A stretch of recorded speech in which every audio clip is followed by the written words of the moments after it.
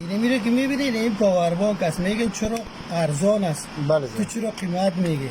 اینه ما برات نشان میدیم که چرا ارزان است یا چرا قیمت است. بله سر. اینو شما اگه تسهیل بکنین چرا ارزان است پاور بانک. اینه 5 دانه بطری داره. یک دانه بیدریش بند است، بله سر. 5 دانه بیدری دایش است. اینو شما سهیل کنین. این بیدری که کاش که است بله. سهیل کن. خاک پر است. کلا خاک است. میبینین؟ بله سر. شما میگین پاور بانک ارزان باشه.